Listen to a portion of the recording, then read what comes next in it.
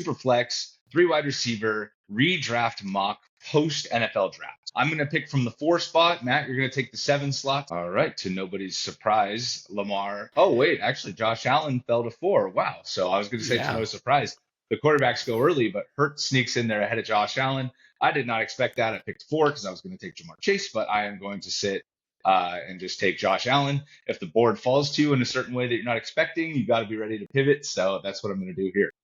Yeah, I love the value with Allen at 4. So for me, I'm going to go with my number 2 wide receiver. Pretty easy pick, being a 3 wide receiver league, and lock in Justin Jefferson. Look at Bowers going off at pick 8. I'm not sure I'm ready to do that, but if you want to make the positional advantage argument, I am all ears. Now, swinging back around, Mahomes went off the board. Looking at the other QBs, we've got Justin Herbert, Caleb Williams, Drake May. Looking at the running backs, it's interesting because in best ball, Genty's going at like 7 right now, or 8, which I think is just crazy and too rich for my blood. But for me, it's kind of what happened with Bijan his rookie year too. It'll be interesting to see where that kind of settles in August. But again, just locking up a couple elite LSU receivers, starting off with Justin Jefferson and Malik Neighbors. Yeah, and that little wide receiver run there is just brutal for me because I wanted one of those 3 guys, right there at the 4 spot. If Genty had snuck in there, another quarterback, maybe Trey McBride, that would have been good for me. But I'm also going to pivot to something I don't normally do, and I'm going to take Ashton Genty, the guy you're just talking about. Obviously, the most exciting rookie in the class, so he's going to be drafted the highest pretty consistently. I don't generally go quarterback, running back to start any of my drafts like this. I'm very much a receiver type of drafter. So I was kind of hoping to display from the 4 spot how you could go Chase and like Brian Thomas or Chase and Amon-Ra St. Brown, but that didn't work out. And so here I am with a quarterback and a running back. Nico go off, and I'm a little bit bummed about that because, again, I would have liked to get a receiver here, but I am going to go down to my next ranked wide receiver here. And I'm not entirely sure what's going on with this, but AJ Brown, I have ranked the highest here. I still have him in my top 10 wide receivers. I think maybe dynasty rankings are getting a little bit too much into redraft rankings with his value because he still is 27, same situation.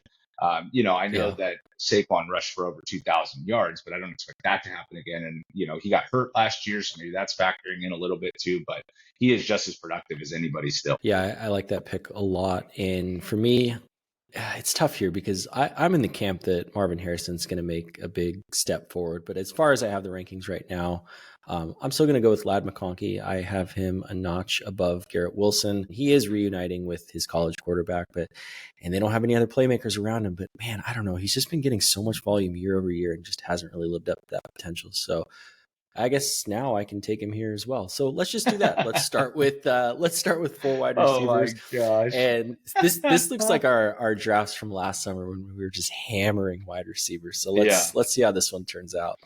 Yeah, and it's hard to argue. Right now, you're all set up. You got your flex spot, and it is going to be a little hard if you hit on somebody later. If you already have filled that flex spot, they're not going to be able to be a starter unless that hit is at RB2. But overall, it's really hard to argue with how quickly I feel like the receivers kind of run out this year. Getting 4 of them like this is something that is very, very entertaining to try in mock drafts and could be solid for your real life team. So also another reason to do Superflex, right? You're not putting together those 4 wide receivers in a regular league. And having Superflex, mixing in additional quarterbacks up top, you see how many go already through the first 3.5 rounds. Definitely, if you have not tried it, if you have not done it, if your league has been resisting it, take this as your call to switch to Superflex. It is so much more fun. And it makes the draft so much less predictable. So going down now to my pick here, I got 1 of each. So it would have been kind of fun to have Laporta and then see, that strategy of just continuing to go 1 of each. But I'm going to kind of cruise down the rankings here and just check out who's down maybe a little lower. James Cook, be good. Hampton, love him as a rookie. McCaffrey is still buried way too deep in the rankings for my blood there. So that's the direction I'm going to be going here, just so I don't miss there again, right? And then, just take a look. Like Chase Brown, as much as I love him, I am a little bit further down than most people. Derrick Henry buried in the rankings again. So I'm going to go with McCaffrey here, though. And unfortunately, this is kind of not realistic. You see some mocks already getting put out by, industry And he goes in the first 15 picks pretty routinely. So getting him Yeah. here at the 4-7 isn't really that realistic. All right. So then Higgins, Rice, McMillan, all off. As much as I would love to get another receiver, like it's Rome Odunze now, which I just Yeah. am not sure I'm sold on in terms of redraft. Now in Dynasty, I'm all about Odunze, right? I love Odunze. But again, this is just like this is so unrealistic. But I'm not going to let him fall any further either. Derrick Henry, pretty easy pick here in redraft. I have him firmly in my top 10 running backs, and I currently have him ranked 7. And it's nice too, because the way that you built this with Josh Allen at the top is you can take a couple other quarterbacks later and you can kind of hammer wide receiver Yes. with, a bunch of picks, and, with AJ Brown being the anchor, it'll be interesting to see how that build turns out. But for me, the player that I was hoping made his way back to me and did his way back to me, which makes this pick very easy, is Kyler Murray. I just think this is one of the reasons why in 10-team Superflex, you can wait at the quarterback position. Now, know your league, know your draft mates. Going back to back here with Purdy, maybe Jared Goff. I like these guys right here, not Penix. Let's go with Purdy. Two guys I really like. That really shows how much you can wait and how you can still lock in good quarterbacks. And that's why me and my build as well, right? I went Allen up top. I am not in a rush to pick quarterback again, right? There's still McCarthy, Dak, Young. Like there's still guys there that I like that I'll be able to start. But the fact that you were able to lock in Murray and Purdy with that receiver core now, you maybe take one more receiver in the next couple rounds, next 3 rounds here, but you're looking towards running back now moving forward, which is awesome. I love the Mm-hmm. team. I love the build from the 7 slot there. So for me, I'm already kind of maxed out at running back, right? I got 2 and my flex. So I got to kind of look to a different position at this point. And somebody that I kind of thought about taking with my last pick was DJ Moore. I do think he's still going to be the top target getter. Ben Johnson offense, I really, really think that he's going to get featured. So let's just take a look down the board. There's still Tyreek Hill there, who I do like, but I'm not going to take over DJ Moore. And then there's Mike Evans. He's another one where it's just like if Godwin's not fully back, and not fully in the swing of things, he feels like he's ranked way too low as well. And I could go quarterback, if I wanted Goff here, that would be kind of a good spot to take him. But I'm going to kind of play chicken here and hope that he falls. So I'm going to go with DJ Moore here. There goes Goff, and he's going to be the only quarterback taken. That's a little annoying. I will say that, there was another quarterback here in Dak that I do still really like. I have him ranked inside my top 12. So I feel like I have a high end QB2 if I go that direction. And the receivers at this point, just toggling over to receiver to take a look, right? McLaurin, I could definitely take. I feel like he's much better than everybody but Tyreek, right? Tyreek's kind of a wild card for this year. But I am going to continue to wait at receiver. I'm going to go in at quarterback right now because I do feel like looking at this board that I don't want to get stuck with somebody that I'm not a fan of when I have somebody here that I'm a big fan of. So I'm going to take Dak. Let's take a peek at the running back, see who's fallen here. For me, this is kind of a toss-up between Joe Mixon and Chuba Hubbard, but given the fact that Chuba, man, he looked so good there last year, and I don't really like Joe Mixon. Let's go Chuba here. Are you worried about Rico Dowdle at all? I feel like we haven't heard anything about Rico Dowdle's possible impact, and he was really good last year. So it's not like Chuba had any competition last year. I mean, they kind of moved off of Miles Sanders almost entirely, and he was kind of an afterthought in the offense. But then they go out and sign Rico Dowdle to possibly play a role that Jonathan Brooks was going to get later in the year. Or I don't know. What do you think about that dynamic? Yeah, it's tough for me because with Chuba, I couldn't tell if it was just the fact that he was kind of the only game in town and Sanders was washed, or if it was Dave Canales really likes to run him near the goal line, even though he's not the biggest guy in the world. So I think that's one player that I'm definitely going to be following very closely in camp to kind of see what the reports are. Because you're right with Dowdle, but it kind of took him a while to get going because Zeke was annoying too. But he's going to be an interesting one. And sticking at the running back position, there's actually a bunch of guys I like here. Montgomery, Mixon's still there, Kamara's still there. This is kind of talking me into just waiting on running back in general. So I want to take Judkins, but I'm going to take Joe Mixon. Let's go. Side note on builds, especially in a 10-team league, especially in Superflex. This is exactly why we say hammer the wide receivers early. Look at the two running backs he just put together with the two quarterbacks, right? And the fact that he has stacked receivers and really, really good players at running back. Like I kind of want to take David Montgomery here, right? And it's like, well, Yeah. I don't have my third receiver picked, and look at these receivers compared to the running backs he just got. I personally would much rather be taking these running backs at this point in the draft, specifically these 2 rounds. And if you already have kind of boxed yourself out from taking this running back value by going robust running back early, I don't think it's the best strategy, especially in Superflex leagues where you have to fill extra starters. So, anyways, that's my little diatribe there.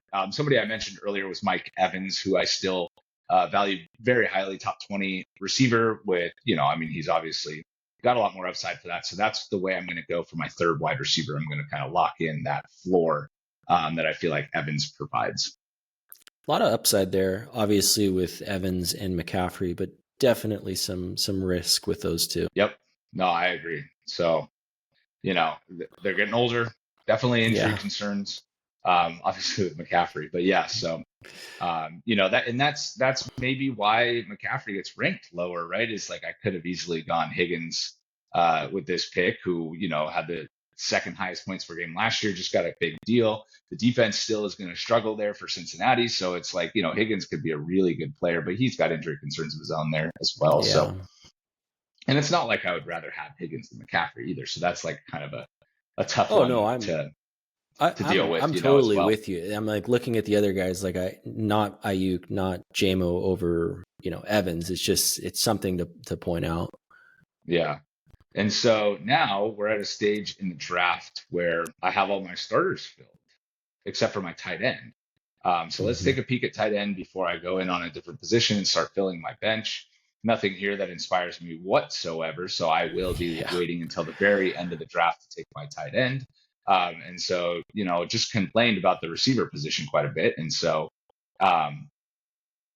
I'm cheating again a little bit here with the rank, but I mean, Travis Hunter at 104, that's like a complete joke. I mean, he should be going in the 5th round or 6th round, and he's getting ranked at 104. I think there's an opportunity here for him to get a lot of targets in this offense. They drafted him to play offense first. And so for me, I just see this value here as crazy. So let's take a look at the running backs real quick. David Montgomery, I obviously like a lot. So that would be the other player that I would take at this point, but I can't pass on the upside of Travis Hunter when I do need the extra receiver help. Yeah, I like that. And I don't really know what the deal is with Sleeper because their whole business and platform is, this, and it seems pretty intuitive to just update some rankings, especially after such a high profile pick like Travis Hunter go right, like the draft, right? Yeah, like the whole draft. It's like, dude, how we're a week past the draft and they still haven't even adjusted the rankings. And I don't know when or if you're gonna pick this guy, but like, right, somebody who was buried in the draft, right? He's ranked 202 now. It's like, dude, okay, like anything that's like abundantly glaring like that, can we just get a quick update like on some of these guys that are just like significantly out of slot here? It's really bad. So I agree with you. It's crazy. I'll follow up with the guy that said, what's wrong with the rankings, and I sent a bunch of them and then he never responded. But anyways, again, thank you for passing on David Montgomery because that makes this pick really easy for me. Yeah. Now I've got 3 running backs that I can confidently start. Don't have to start them each and every week. I've got all of my starting wide receivers and my flex filled out. I've got 2 quarterbacks that I like. I will peek at the tight ends. Mark Andrews, Kyle Pitts, gross. David Njoku, Tucker Kraft. There's a bunch of guys in there that I think I can wait on. But man, I just like James Conner here. I don't know. Continuing your run of running backs. Yeah. Let's go, dude. No, I like Conner there too. And again, you guys cannot stress enough in your drafts is that receiver runs out faster than running back. Look at this running back core that he just put together here in round 7 through 10. Hubbard, Mixon, Montgomery, Conner. And you can say, oh, that's not realistic. And we are kind of attributing a little bit to that. But we're also saying that there's guys down below that should be even higher than some of these guys, or in this range with these guys. So there will be running back values, and building out your start with your receivers, even if it's just receiver, or if it's receiver quarterback, and make sure you get 2 more receivers here, right? So like something like 2 of your first 3 or 3 of your first 4 type of thing at receiver is something we highly recommend. So I tipped my hand by showing who I was going to pick, but I'm going to just kind of cruise through the rankings here a little bit. Brian Robinson, that's somebody I drafted recently in our startup draft. I like him quite a bit. Zach Charbonnet is definitely somebody that you should consider taking a shot on, as the Ken Walker trade rumors continue to heat up throughout the offseason. So if you're drafting at any point, especially an underdog, a best ball, anything like that, Charbonnet is somebody that you need to target in this range for sure. I did not mean to star him. And then some other rookies down here, but I'm going to stop burying the lead, and I'm going to go with RJ Harvey here. I do really think that he's in position here with second round draft capital to make a splash in this offense, right? And Sean Payton has had running backs succeed in a major way in his past, obviously not since he's been in Denver. It's been kind of brutal actually since he's been in Denver, but I think they traded back twice and they picked the guy they wanted. I think what they were hoping is that they were going to get a tight end in round 2 and that they were going to be able to get Harvey in round 3. But then all the tight ends got swooped up right before their pick. Like 3 of them, Arroyo, I think, was the one that went right before their pick after Ferguson and after, I forget who else went in front of him. But anyways, I think that kind of threw their draft strategy a little bit, and they were able to trade down and get Harvey. So I do think he's in position to get a lot of draft capital. And this is our first mock draft since the NFL draft. So I have to pick these rookies so we get a chance to talk about them. So all right, so looking here now, the quarterbacks, it's hard to pick any of these quarterbacks, and obviously the auto draft isn't very good at taking their third quarterbacks, but I like all these guys, right? I mean, I don't have any problem with Tua as my third. I don't have any problem with Darnold as my third, so I'm going to continue to wait here at quarterback. And Cortland Sutton is somebody that I have ranked inside my top 25 wide receivers. Again, I need wide receiver help, and so I'm just going to take the guy I feel like has a solid role, number 1 in the offense, and I can get in the 11th round. Sign me up. Yeah, and Cortland was kind of one of the winners of the draft, right? I mean, they brought in Pat Bryant, who I'm not super high on. I hope he works out, but it wasn't like they brought in Ibuka in the first round or anything that would, be serious competition for targets. So I like Sutton quite a bit. Let me take a peek back at the wide receiver position because it has been a while and I definitely am going to need some depth. I'm going to go with Calvin Ridley here. He's another guy who I think, was a big beneficiary of the draft, assuming Cam Ward, lives up to that number 1 pick. He doesn't have a lot of competition at the wide receiver position in that offense. So he's someone that I don't need to play right away, but I like. And then, oh man, you don't think Alec Aomaner is going to be challenging him for targets? I love Alec. I love Alec. I love Alec, but I think, he's such an incredible blocker, and I think that they're going to want to run the ball quite a bit. And I don't think he necessarily profiles as like a high volume type player anyway. I think he's going to be very beneficial to this offense overall. But I think, that can only help Calvin not having like a major target hog. Looking back at the wide receivers, I'm not going to take Jacoby Myers here. I always take Jacoby Myers. But Matthew Golden is interesting, even though I'm not huge on him. But how about someone that, if he is healthy and looks explosive, can really do some damage with his new team, and that's Deebo Samuel. Yeah, I like that pick quite a bit. He's going to be the number 2 option, and he's in a good offense with a good quarterback. It's hard to argue with him, and it feels like another player that's a little bit out of slot. I mean, at the 12th round, come on, he's probably belongs in like 36 wide receiver range, right? Like ahead of a lot of these guys that are getting picked, like especially like Pearsall, Devontae Adams. My gosh, what another glaring whiff on the rankings. If I would have seen him, I would have picked him at some point. I didn't even see that. Yeah. So I like the Deebo pick a lot. And then like you mentioned, death, taxes, and Jacoby Myers getting ranked around 125. That's kind of how it goes. They didn't even bring in any substantial target competition. They drafted Jack Besh, who's a good complement, which is what they needed. Opposite of Myers, they got Bowers set up as the more of the slot and the tight end target and then Myers kind of doing his thing in the mid range of the field and Besh down the field, I think it was a good ad, but it's not something that I think is really going to deter Myers from producing. And they got somebody who is significant upgrade on their quarterback situation last year in Geno Smith, right? He's very accurate, good in the middle of the field. I think Jacoby Myers and Bowers are a perfect fit with Geno, and I do like him quite a bit still this year. But this is the Jacoby Myers podcast, so we're not gonna we're not gonna take him, or I'm gonna pass on him again right here.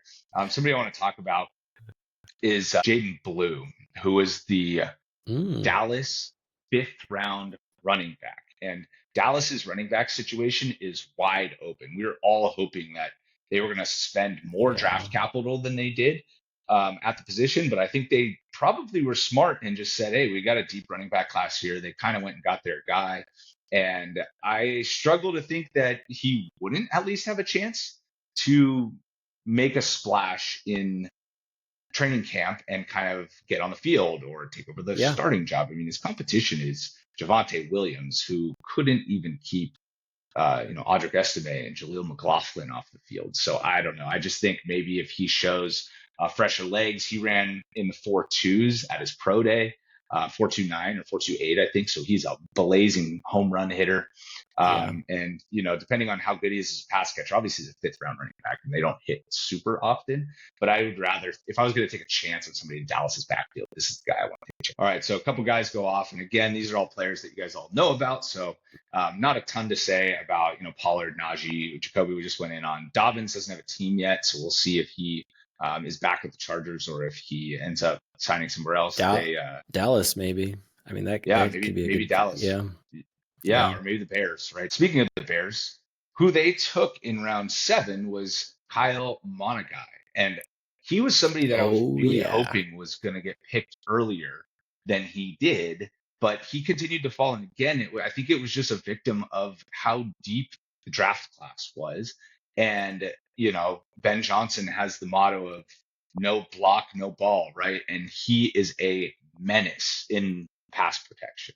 So I do think that there's a chance that he sees the field. And, if Ben Johnson kind of had him picked out as their late running back, I know they wanted Trevion Henderson. Obviously, he would have been featured.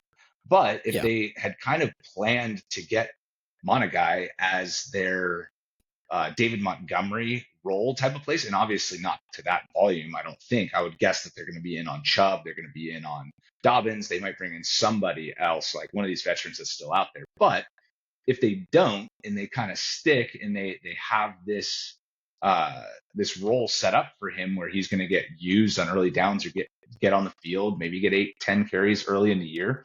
This is somebody that I could see that works on the goal line, because Swift is not the best goal line back. Swift is not the beacon of health. And I liked him as a prospect. I actually had him ranked as my 10th running back in the class. And so for him to have fallen all the way to round 7, I think it's a great value here for the Bears. And I just wanted to talk about him and highlight him.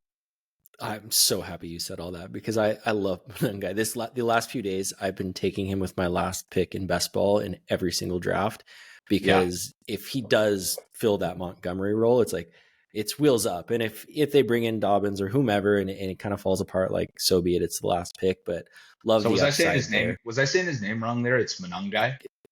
Kyle, I understand it's Kyle Monungai. Yeah. Kyle Monungai. Okay, I'll get that right. Yeah.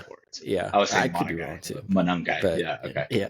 You watch a lot more of these guys in college than I do, so I'll trust you on pronunciation. It's a solid name. And then I guess swinging back to my pick, I'm looking at the tight end position. I actually really like Jonnu Smith here, and I will say the caveat to that is I'm not like super in on Jonnu this year. I think. Obviously, Miami was a little bit weird when he became kind of the focal point of the offense. I would expect some things to change there, but I think in the 13th round, there's a decent amount of upside. Whereas we've seen it at least, and if it doesn't work out, I can always cut him. It might be time for me to take a look at my 3rd quarterback. I've got a couple draft picks left. Given that I started with Kyler and Purdy. Man, I kind of want to take Anthony Richardson here. That's kind of fun, but let's do it. Let's go with AR. We'll shoot for the moon here. Nice. Yeah. And with your 3rd quarterback, it's worth it, because he could be a starter. And then all of a sudden you got an extra trade chip there. So I don't hate that pick at all. So I need a tight end and I need a backup quarterback as well. So uh, this is part of the reason why I'm just gonna wait. I mean, if we're just going to say Kelsey's back and you can get him for free, I'm gonna be doing that. I'll figure out tight end if he is like horrible or whatever. And at this price, Yeah. I don't have to feel bad about cutting him. But if he is gonna get 6, 7 targets, in any given game, good tight end matchups, like anything going on with the Kansas City receiving core, right? Injuries, anything like that. I mean, he's gonna still be productive, I think. So obviously a big step back last year, but still a decent starter and still had some pop weeks there. So that's an easy call for me. And then here, I wish more of these quarterbacks had gone, right? The chances that I'm in the last round of my Superflex draft and I'm able to just draft JJ McCarthy, I mean that's not really likely. Young to like probably not likely. So I'm going to go down the board a little bit, and I'm going to pick somebody that I talked about earlier, Gino, another guy, Justin Fields, that I probably should have picked so we could talk about him, but I didn't talk. Another guy that is just not going to be here, right? This is a terrible ranking, and he's going to go Yeah. earlier than this, especially in Superflex. Like he's a starter in week 1, for a Superflex league. So there's just no chance here. So I'm going to take Gino though, because I do think Gino can last this long, and he, for whatever reason, always just falls all the way to the end of Yeah. the quarterback rankings. And it's like, I kind of do it too when I put together rankings, because it's like upside versus stability. But as a third quarterback, it's really hard to beat Gino. And I think he's going into a situation that isn't necessarily worse than the one he was in last year. I mean, he's getting Bowers, who's a good safety net. He's getting Myers, who is a very productive player, and I think he can help facilitate both of those guys and be solid. So I'm going to take Gino here with my last pick. Nice. I like the pick. And with my last pick, I'll go with a wide receiver that I like quite a bit. We talked about him in our best ball episode, and I think was another big beneficiary of the draft when the Browns did not select Travis Hunter, and that is Cedric Tillman. I'm hoping to start the year it's going to be Flacco, and I think there's plenty of targets to go around between he, Judy, and Njoku, and he's a player that I'm really high on. Oh man, if Flacco is the starter week 1, this offense is going to look a lot better than if it's any one of those other guys in the room. I hope it's going to be, man. I think it should be. I think it's just going to be a matter of how long can he stay healthy and, turnovers too. But yeah, looking at my team here, starting at the quarterback position, obviously chose to wait until the 5th round. Still very happy with having Kyler and Brock Purdy, 2 guys that are kind of in between QBs like 7 and maybe 11 for me. And then rounding out with Anthony Richardson, just a whole bunch of upside with him. He could lose his job. He could be a cut candidate. But given the fact that it's still 10-team super flex, you're still able to get some guys on the wire. Like we saw Darnold not even get drafted. So a little bit of risk, but definitely not as dire as it would potentially be in 12-team. At the wide receiver position, just loaded at the top, 4 guys I'm in love with, and then 3 other guys that I'm really happy about. I talked about the Ridley situation. Debo's kind of a he's a potential lotto ticket this steep in the draft. He could flame out. He can be washed. Who knows? And then Tillman, young stud receiver. And then at the running back position, this is kind of the blueprint as to why you should wait and can wait. I have 4 guys that I'm very confident in, all a little bit on the older side. Wouldn't expect them all to stay healthy all year long. But, Monty, he's just as steady as they come. Connor's top 12 when he's on the field. Mixon in good matchups, he can take over games. And then Chuba, we'll see the role that Rico Dowdle plays this year, but obviously coming off a really good season. So overall, I really like this team. Obviously, some of the ADPs are a little bit crazy at this point, but definitely would be happy with this one. Yeah, I agree. I think if you were walking out of your draft in our league with this team, you would be like feeling yourself for sure. Like this, I really like this team a lot. So yeah, especially getting Jefferson at the 7th pick again this year would be awesome. So we'll see how that plays out as we get further and further along in the off season. So going over Didn't my I get team him with the 7th pick in our draft last year? Was I pick 7? Yeah. That was awesome. Yeah. So he was like wide receiver 3 or 4 right last year. Worried about the quarterback situation, and that obviously didn't matter. But I picked Amon-Ra St. Brown over him, for example. But yeah, so. Going to my team here, starting with the quarterbacks again, right? I got Josh Allen, Dak Prescott. I mean, I obviously love that start. Josh Allen, my QB1. So to get him at 4 in a Superflex league just feels almost like cheating again. But, I'll take that all day long. And then Dak, somebody that I still have quite a bit of faith in. I know he didn't play very well last year. I know he got hurt and missed almost the whole year. So, you're definitely counting on a bounce back from him if you do feel like he's going to be good. And then taking Geno as kind of my last player, I think he rounds out any quarterback room pretty well. So if you're limited to 3 quarterbacks, or he's your 4th, I think that's obviously a very good option there, especially if you go with somebody like Anthony Richardson, who may or may not be starting in a month into the year. I think he can really help stabilize that quarterback room late in the draft. Going to my running back positions, I mean, this is so unrealistic. It's even almost hard to talk about. Nobody's going to build a better running back room than this, I don't think, with Genty, McCaffrey, and Henry at the top. I just really feel good about those guys. McCaffrey obviously has major injury concerns, but those 3 guys could, all be top 5, top 7 contributors at the position, and could really put me over the top in terms of difficulty to beat.